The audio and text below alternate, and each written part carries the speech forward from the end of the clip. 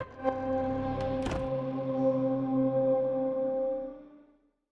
name is Jennifer Scheurle. I am a lead game designer at ArenaNet, and I'm new there, so I've only started in January. We work on Guild Wars.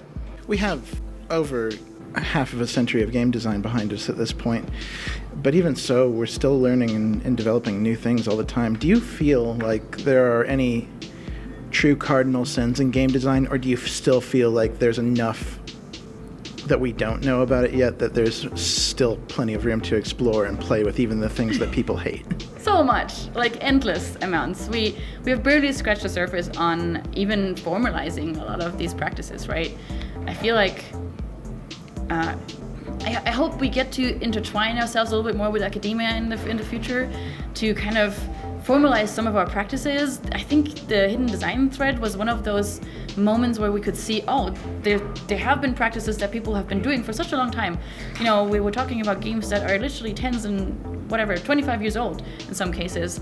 And some of these practices are very similar. So we have practices and techniques, but we haven't formalized them. We don't have words for them. Like the only two I can think of that had actual names in the thread were rubber banding and coyote time.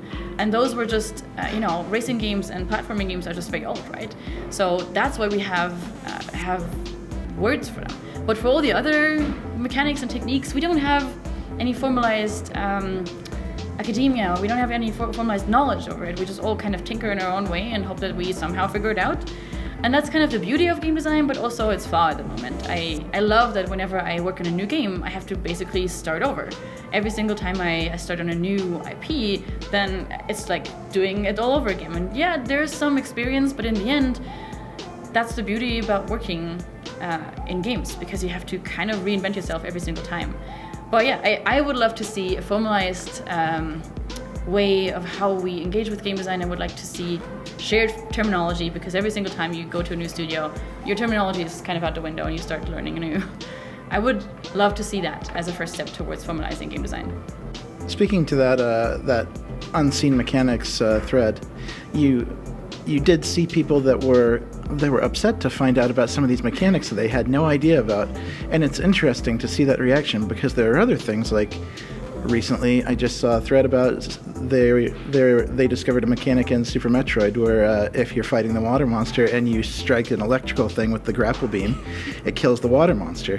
And people were thrilled to see that. They were so thrilled. And so I wonder, for developers and for consumers, is there a balance between acceptable transparency and sharing that knowledge with everybody and keeping it secret, or is it just this difficult moving line that's never going to be nailed down? I've been trying to write this chapter of my book. I write a book on hidden game design right now for about 4 months now, and I can't figure it out, to be honest. I don't know the answer. That's the simple answer to your question. I'm not sure. I believe the best answer I can give is it depends on your audience. I think there are game genres and audiences that require more transparency and are also more open to it. So example would be fighting games. Fighting game communities are extremely keen to have a lot of access to the underlying workings of the game, because that's how they compete, right? Like they want to see hitboxes, they want to see numbers, they want to have access to all these, almost like, to us it's like a debug mode. So whenever we play in debug mode during development, we see all the numbers and make sure that it's all sound. And a lot of fighting games expose these numbers to their players because that's how they play and that's how they want to learn.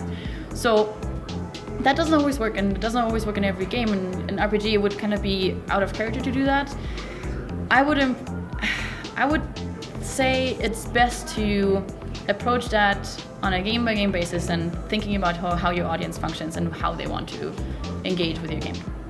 And we are on the cusp of a very wildly different landscape of technology and gaming. We're seeing the two major things that come to mind are crossplay is becoming a major thing, streaming is becoming a major thing.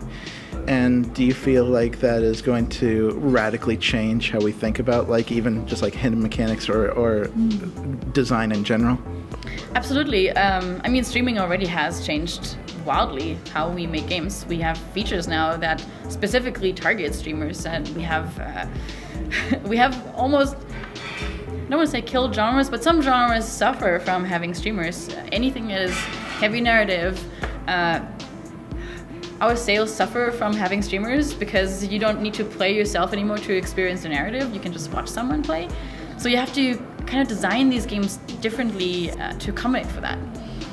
And on the other hand, crossplay is super interesting because there are hidden game design mechanics that are only valid if you play on a console, for example, or are only important in that. And the same for difficulty.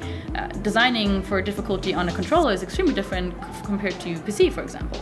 So we have to all of a sudden, connect this network of different design principles that apply to different platforms. I find it super interesting to design for, but also it's cognitively super overwhelming to do. So that's why we have so many studios cropping up that are specifically there to port games and to design for another platform and to basically redesign the entire UX experience on a different platform. If you play a Diablo 3 on PC versus on a Switch, it's a completely different experience. Like barely the same games, right?